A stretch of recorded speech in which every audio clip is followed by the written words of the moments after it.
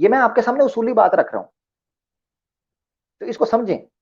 اچھا، تو مومن راسخون فی العلم کیا کہتے ہیں کہ اللہ کی طرف سے ہے، آج پوری نہ ہوگی کل ہو جائے گی، وہ نہیں ہوگی پوری نہ ہو جائے گی. ہمیں حکم دیا گیا الکتاب کا، وما یذکر الا اولو الالباب، مگر نہیں نصیحت حاصل کرتے وہ لوگ جن کے پاس عقل ہے، جو الباب ہے، یعنی اللہ تعالیٰ نے یہ جو چیزیں کھالی. اچھا جی، یہ آیت ہے جس نے کیٹیگرائز کر دیا اس ایشو کو کہ دو قسم کی قرآن کی آیات ہیں.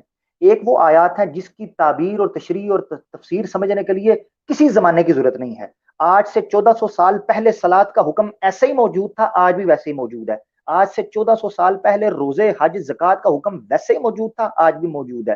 آج سے 1400 سال پہلے زنا کی ممانت، شراب کی ممانت، قتل کی ممانت، شرک کی ممانت جیسے موجود تھی، آج سے 1400 پلس سال بعد آج بھی ویسے ہی موجود ہے. اس کا ایک شوشہ آگے ایک شوشہ پیچھے نہیں ہوا. یہ ہے الکتاب. اب ہے متشابہات. یہ ہیں وہ متشابہات. اس کی وجہ کیا ہے؟ جو فزیکل لاز ہیں ان کا تعلق مادہ کے ساتھ ہے، مادے کا حد طے نہیں ہو سکتی. جو میٹر ہے اس کی حد طے نہیں ہو سکتی. ہم نے پچھلے چیپٹر میں اس کا، پچھلے ایپیسوڈ کے اندر اس کا ذکر کیا تھا. تو اسی لیے قرآن نے اس کو ٹاپک نہیں بنایا، یعنی مین فریم میں ٹاپک نہیں بنایا، مگر اللہ نے جو ہے نا وہ ابھارا ضرور ہے، اس کے بارے میں پرووک ایجیٹیٹ ضرور کیا ہے آپ کو، کہ آپ کو کھریدا جائے، آپ کو ابھارا جائے، آپ کو جوش دلایا جائے ان چیزوں کو سیکھنے کے لیے. اس کی وجہ یہ ہے کہ انسان چونکہ مادے کا بھی بنا ہے، جسم کا بھی بنا ہے، تو وہ اس قسم کے دلائل کو بھی سننا، سمجھنا، عقل کے مطابق پرکھنا پسند کرتا ہے. اس کی تشفی ہوتی ہے. اچھا جی، یہاں تک میں آپ کو سمجھا سکا ہوں ایک اصول. میں مختصر کرنے کی کوشش کروں گا، کوئی ٹائم جو ہے وہ میں شاید کافی لے رہا ہوں، مگر امید ہے کہ انشاءاللہ آپ کو سمجھ آ رہا ہوگا نقطہ. اب میں آپ کے سامنے رکھنے لگا ہوں محکمات اور متشابہات ہو گیا، اپولوجیٹک بیہیویئر کا میں نے آپ کے سامنے رکھ دیا. اب ہم دوسرے پوائنٹ کے اوپر چلتے ہیں، وہ ہے ارتقاء اور تصور تخلیق. ٹھیک ہے جی، یہ میں آپ کے سامنے دوسرا پوائنٹ رکھنے لگا ہوں. یہ نقطہ صرف سمجھے، اس کے بعد آیات کی طرف ہم چلیں گے. تو کیا وجہ ہے کہ جیسے ہی کوئی سائنسی تھیوری پیش کی جاتی ہے، ادھر سے مسلمان جو ہیں یا تو اس کے مخالف ہونا ہی پڑتا ہے یا اس کے مطابق ہونا پڑتا ہے. یہ کیا ہمیں ضرورت پڑی ہے کہ ہم نیوٹرل نہیں چل سکتے؟ ہمیں کیا ضرورت پڑی ہے کہ ہم نے ضروری کرنا ہی کرنا ہے؟ اب میں صرف ارتقاء کو سامنے رکھتے ہوئے تھیوری آف ایوولوشن اور کریشنزم. تو تھیوری آف ایوولوشن جو ہے یہ مذہب سے متصادم کیوں معلوم ہوتی ہے؟ آپ کو کیوں لگتا ہے کہ یہ متصادم ہے؟ اس کی دو بڑی وجوہات ہو سکتی ہیں، دو بڑی. ایک یہ کہ ہم لوگ یہ کہیں گے کہ یار انسان تو اشرف المخلوقات ہے، ٹھیک ہے، یہ کیسے بندر سے آ گیا، یہ کیسے کیڑے مکوڑوں سے آ گیا، یہ کیسے مٹی اور اس طریقے سے جناب جانور درند پرند سارے اس سے بن کر اور پھر انسان بن گیا آگے جا کر. یہ میں آسان لفظوں میں آپ کو بتا رہا ہوں، تو پورا ایک لنک چلتا ہے. تو یہ اشرف المخلوقات کا جو ٹیگ ہے یہ ہمیں مجبور کرتا ہے کہ نہیں یار، ہم نے ارتقاء کو نہیں ماننا، ہم نے ایک مکمل کمپلیٹ تخلیق کو ماننا ہے، کہ جیسے اللہ نے آج ہم موجود ہیں ایسے ہی اللہ نے ہمیں بنایا تھا. ٹھیک ہے، یہ ایک وجہ ہے کہ ہم ارتقاء کو کیوں نہیں مانتے. دوسری وجہ جو مجھے بڑی نظر آئی ہے نا، وہ یہ آئی ہے کہ مسلمانوں کے ہاں بھی اور عیسائیوں کے ہاں بھی بائبل کی تعلیم کے مطابق اور قرآن کی تعلیم کے مطابق بظاہر ان کا یہ عقیدہ ہے یا وہ یہ مانتے ہیں اپیرنٹلی کہ آدم اور حوا اس دنیا کے باہر سے آئے ہیں. یعنی اس دنیا کے اندر جو انسان آیا ہے، انسان حقیقت میں اس دنیا کا بس ہی نہیں ہے. اس دنیا میں جو آبادی ہے وہ انسان سے مختلف ہے، جو زندگی کا آغاز ہے وہ انسان سے مختلف ہے. یہ عام طور پر تاثر لیا جاتا ہے، کہتے ہیں جی آدم اور حوا کو اللہ تعالیٰ نے جنت سے نکال دیا، آسمان سے وہ آئے، ایک کہتا ہے جی وہ ایک سری لنکا میں گرا، ایک جناب عرب میں گرا. کہتے ہیں جی آج بھی آدم علیہ السلام کا پیر جو ہے نا وہ سری لنکا کے کسی پہاڑ پر موجود ہے. یہ باتیں ہم سنتے ہیں. کیوں جی؟ وہ اوپر سے جمپ ماری تھی انہوں نے، تو وہ نیچے سری لنکا کا پہاڑ آیا، اس پہاڑ کے اوپر آ کر آدم علیہ السلام کا جو ہے نا پیر لگا. کہاں لکھا ہوا ہے یہ؟ قرآن کے اندر کس جگہ پر لکھا ہوا ہے یہ؟ اور قرآن کی کون سی آیت سے یہ پتہ چلتا ہے کہ آدم اور حوا جو ہیں وہ آسمان سے آئے ہیں؟ ایک بھی آیت نہیں ہے، بلکہ جنت ہے، جنت کا تصور ہے، اور جنت کے تصور سے نکلنے کے جتنے احوال بیان کیے ہوئے ہیں ان سب سے یہ پتہ چلتا ہے کہ وہ جنت یہیں تھی. ایک تو یہ تصور اپنا ٹھیک کر لیں کہ اللہ نے آدم اور حوا کو جو جنت کا تصور قرآن میں دیا ہے، جتنی جگہ پر لکھا ہے، سورہ بقرہ سے لے کے والناس تک آپ پڑھیں، جن جن جگہ پر حضرت آدم علیہ السلام کا بائی نیم 25 ٹائمز مینشن ہے قرآن کے اندر، نکال کر پڑھیں. کسی جگہ پر بھی آپ کو ذرا سا بھی شبہ نہیں پڑتا کہ یہ کوئی غیر مادی قسم کی اور اس دنیا سے ماورا کوئی چیز تھی. بلکہ اب میں جو آیات آپ کے سامنے رکھوں گا نا، ان آیات سے آپ کو پتا چلے گا، ان آیات سے آپ کو پتا چلے گا کہ آدم علیہ السلام بلکہ انسانیت کا جو آغاز ہے وہ اسی زمین سے ہوا ہوا ہے. تو یہ متصادم نہیں ہے. اسی طریقے سے اشرف المخلوقات کا جہاں اللہ نے کہا ہے، وہیں اللہ نے اعوذ باللہ من الشیطان الرجیم، اللہ تعالیٰ فرمایا سورہ 3 کے اندر، لقد خلقنا الانسان فی احسن تقویم ثم رددناہ، ٹھیک ہے، اسفل سافلین، کہ ہم نے انسان کو بڑی اچھی تقویم میں بنایا، پھر اس کو اسفل السافلین بھی بنایا اس کے اعمال کی وجہ سے. ٹھیک ہے، یعنی ہمیشہ ایک اشرف المخلوقات اشرف ہی رہے گی، یہ ضروری نہیں ہے. اس کے اعمال ہیں، خارجی اور داخلی عوامل ہیں جو اس پر اثر انداز ہوتے ہیں، تو وہ کبھی اشرف المخلوقات بنتا ہے. کیونکہ اسی انسان کو اللہ تعالیٰ نے کہا ہے نا کہ بل ہم ازل اولئک کالانعام، یہ جانوروں چپاہوں کی طرح ہے، بل ہم ازل، بلکہ ان سے بھی بدتر ہو گیا ہے.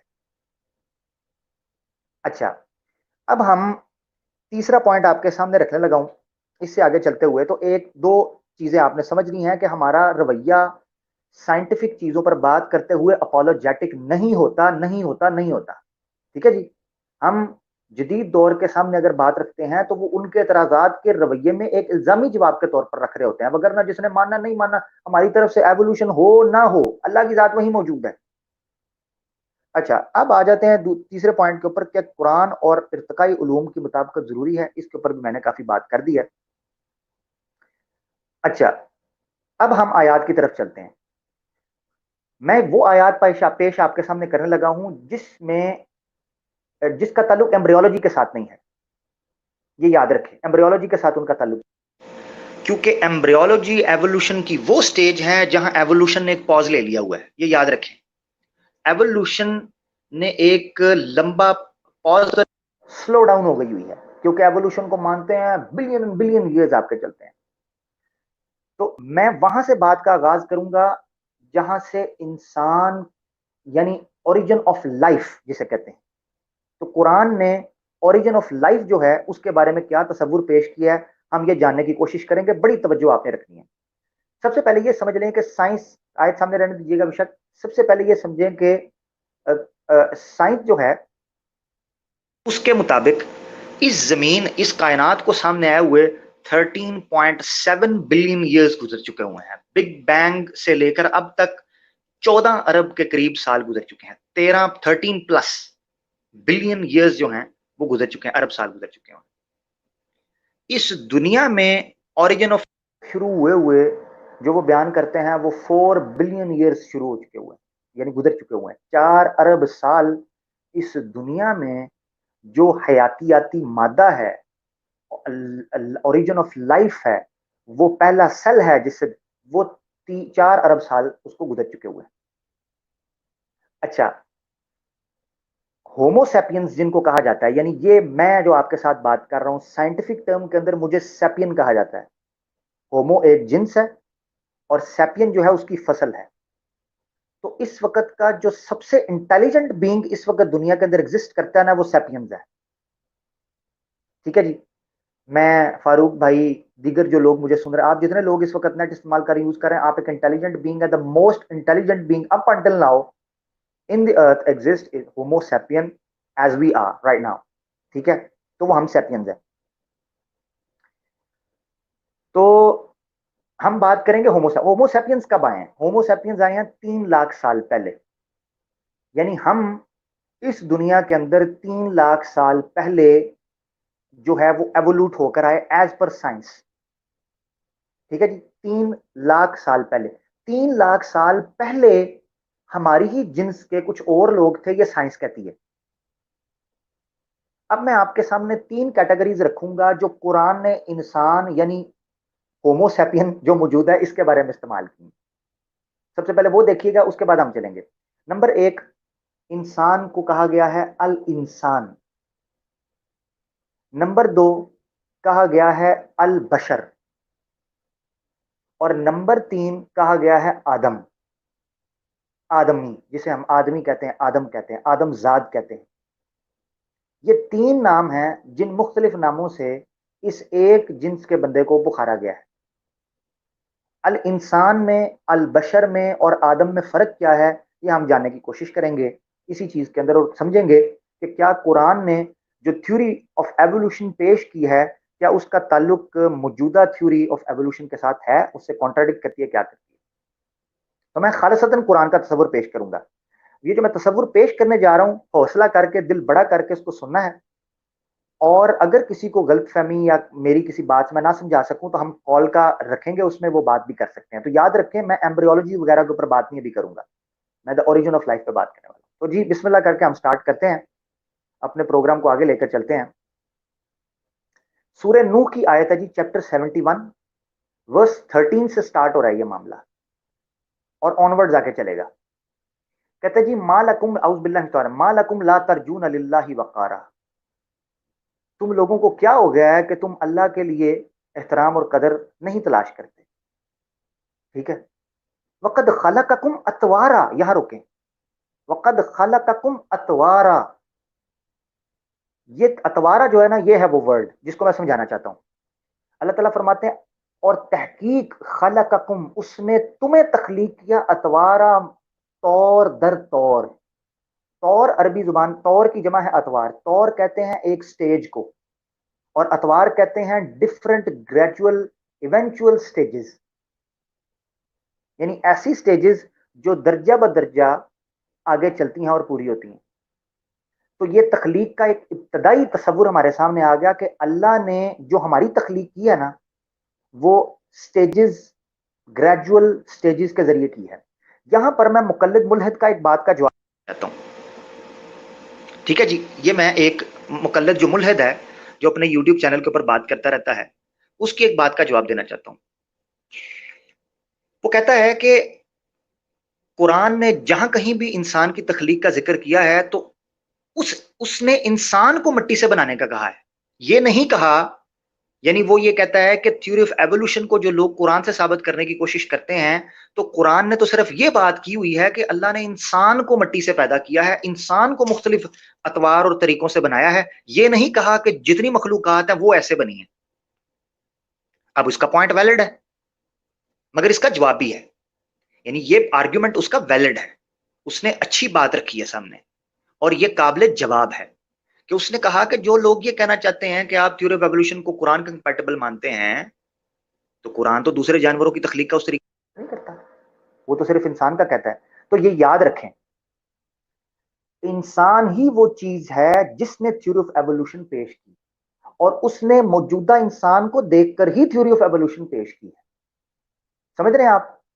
یعنی ایوولوشن کی جو کلائمیکس ہے اور ایوولوشن کی جو بگیسٹ اچیومنٹ ہے اپ ٹل ناؤ، وہ یہ سیمپلز ہے جو ہمارے سامنے موجود ہے۔ اس لیے میں نے آپ کے سامنے ایک بات رکھی تھی کہ اگر کوئی انسان ایوولوشن ثابت کرتا ہے تو وہ موجودہ انسان کو سامنے رکھ کر یہ کہے گا کہ دا موسٹ انٹیلیجنٹ بینگ اور creation of this evolution is human homo sapiens, جو آپ کے سامنے موجود ہے۔ ایک اسرائیل کے بڑے زبردست پروفیسر ہیں، ان کی بیسٹ سیلر بک گئی تھی، میرے پاس وہ موجود بھی ہے، میں نے اس کا ذکر بھی ہماری پچھلی سٹریمز کے اندر میرے خیال سے ایک دفعہ اس چینل پہ نہیں، دوسرے کسی چینل پہ ہم نے کیا تھا۔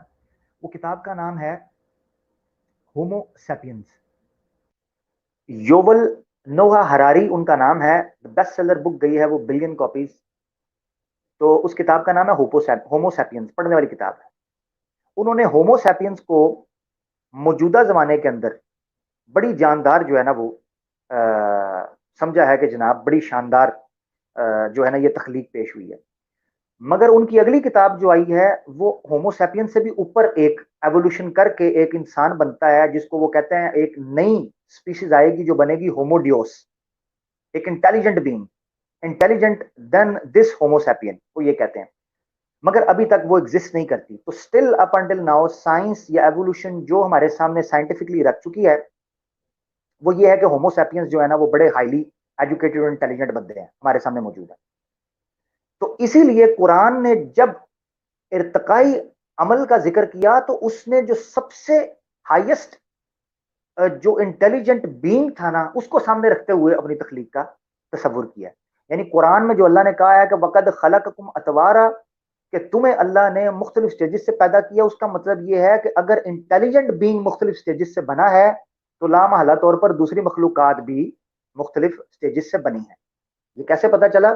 اس کی وجہ یہ ہے کہ اگر آپ تھیوری آف ایوولوشن کو مان کر ہی چلنا چاہتے ہیں, اس کو ٹھیک سمجھ کر ہی چلنا چاہتے ہیں, تو تب بھی اس کا جو ہائیسٹ کلائمیکس ہے وہ ہومو سیپین ہے. اس اعتبار سے ہومو سیپینس کا ذکر کرتے ہوئے یا انسانوں کا ذکر کرتے ہوئے اللہ کی ذات نے کہا کہ مختلف اطوار میں آپ کو لے کر چلیں. تو مورو جو ہے وہ بیچارہ ان آیات کو سامنے لے کے آیا تھا جن کا تعلق ایمبریولوجی کے ساتھ تھا, اور میں اس کو قصوروار نہیں ٹھہراتا. اس کی وجہ یہ ہے کہ اس کے پاس اس طریقے کا نالج نہیں تھا قرآن کا, اور میں اس کو بالکل بھی قصوروار نہیں ٹھہراؤں گا, کیونکہ اس نے اپنی ویڈیو کے سٹارٹ کے اندر کہہ دیا تھا کہ نہ میں سائنس کا چیمپئن ہوں, نہ میں قرآن کا یا اسلام کا چیمپئن ہوں. میری یہ ریسرچ ہے, میں غلط بھی ہو سکتا ہوں, مگر مقلد ملحد جو ہے مجھے اس پر ہنسی آتی ہے, کیونکہ یہ جو ہے نا وہ کلیم کرتا ہے کہ میں جناب بہت بڑا کوئی ترم خان اور تیسمار خان. اب یہ دیکھیں جی, آیت ہے قد خلقکم اطوارا, آپ کو مختلف اطوار میں پیدا کیا. اب دیکھیں ساتھ ہی آگے آیت آتی ہے. یہ کوئی بندہ کہہ سکتا ہے یہ جو تم اطوار کہہ رہے ہو یہ تم کیسے کہہ سکتے ہو کہ جناب, کیونکہ پرانی تفسیروں کے اندر, کیونکہ میں پرانی تفسیریں میں نے پڑھی ہیں, تو پرانی تفسیروں کے اندر لکھا ہے کہ یہ اطوار سے مراد ہے ماں کے رحم کے اندر جو مختلف زمانوں کے اندر آپ بنتے ہیں. ٹھیک ہے, مختلف زمانوں کے اندر آپ جو بنتے ہیں ماں کے پیٹ میں. اب اس اتوارا آیت کے بعد میرا پوائنٹ کیا ہے, میں ابھی آپ کے سامنے رکھتا ہوں. اس اتوارا کے بعد اللہ تعالیٰ نے جس تخلیق کا ذکر کرتے ہوئے کہا ہے کہ علم ترو, یعنی اپنی دلیل کے نتیجے میں اللہ تعالیٰ نے دلیل کے طور پر, یعنی اپنا دعویٰ جو کیا ہے کہ میں نے اتوار کی شکل میں آپ کو پیدا کیا ہے, اس دعوے کی دلیل کیا دی ہے؟ اللہ تعالیٰ کہتے ہیں علم ترو کیف خلق اللہ سبع سماوات طباقا, کہ جس اللہ نے تمہیں مختلف اطوار میں پیدا کیا ہے, کیا تم نے نہیں دیکھا کہ اس نے آسمانوں کو کیسے طباق میں پیدا کیا ہے, ہیونز کو. اب ان آسمان کو بننے میں اور ان اتنی بڑی کائنات کو بننے میں کتنا زمانہ لگا ہے؟ کتنا زمانہ لگا ہے؟ اگر آپ تصور مانتے ہیں کہ 13 ارب سال اس کائنات کو ہو گئے ہیں بگ بینگ کے وقت سے لے کر اب تک, 4 ارب سال آپ زمین کے اندر جو زندگی پنپی ہے آج تک اس کو آپ لگائیں, باقی بچے 9. تو اتنی بڑی, یعنی زمین کے اندر جو تبدیلیاں آئی ہیں ارتقاء کی, تو پیرالل وہ چل رہی تھیں جو اس زمانے کے اندر. یعنی آپ یہ سمجھیں کہ اگر آپ نے علیحدہ علیحدہ ان تخلیقات کو تقسیم کرنا ہے تو 9 ارب سال کے اندر, حالانکہ پیرالل چل رہی تھی ایوولوشن, یعنی زمین پر اپنی تخلیق چل رہی تھی اور پوری دنیا کے اندر ایک زمانہ ایک ہی طریقے سے ہر ایک کے اوپر اپلیکیبل تھا اور اپلیکیٹ ہوا ہے. تو قرآن میں اللہ تعالیٰ نے انسان کی اطوار میں تخلیق کے بعد تخلیق سماوات کا ذکر کر دیا ہے. یہ بڑے امپورٹنٹ پوائنٹ ہے اس طرف. اب آگے چلیں, آگے کیا کہتی ہے, آگے چلے ذرا آپ کو ہے وجعل القمر فیہن نورا وجعل الشمس سراجا. قمر اور سورج کا ذکر کیا ہے کہ ایک کو نور اور ایک کو سراج بنایا ہے ان زمینوں آسمانوں میں. اب آگے اللہ تعالیٰ نے دوبارہ پھر اس چیز کا ذکر کیا ہے, ہماری تخلیق کا. اللہ تعالیٰ کہتا ہے واللہ انبتکم من الارض نباتا. اب یہاں فعل انبت ینبت آیا ہے اور آگے نباتا مصدر بھی آیا ہے. جب فعل کا مصدر آگے آ جائے مفعول بن کے, اس کا مطلب ہوتا ہے کہ بڑے شاندار طریقے سے اس فعل کو عملاً بڑے سٹریس اور ایمفسائز کے ساتھ اس کو پریکٹیکلی اپلائی کیا گیا ہے, اور جس طریقے سے وہ فعل ہوتا ہے اسی طریقے سے اس کو کیا گیا, اس کی تعویل نہیں ہو سکتی. اب یہ چیپٹر 71 کی آیت 17 ہے. اللہ تعالیٰ فرماتے ہیں اوپر کہا اتوار میں پیدا کیا اور نیچے کہا واللہ انبتکم من الارض نباتا, اللہ نے تمہیں اگایا ہے من الارض زمین سے, نباتا نباتات کی طرح اگایا ہے جیسے نباتات زمین میں سے اگتے ہیں. اب نباتات کیا پتلے کی شکل میں اگتے ہیں؟ نہیں, نباتات گریجولی ایوولوشنری پروسیس کے ذریعے نباتات زمین سے اگتے ہیں اور ایک لمبا عرصہ لگا ہے. اچھا, اس زمین پہ گرینری اور ہریالی آتے ہوئے ایک زمانہ لگا ہے, ملین ایئرز لگے ہیں آپ کو زمین کے آغاز, یعنی زندگی کے آغاز کے لیے, اور زندگی کے ایگزسٹنس کے لیے اور سروائیول کے لیے گرینری آپ کے لیے کتنی امپورٹنٹ ہے یہ کس سے چھپی بات نہیں ہے.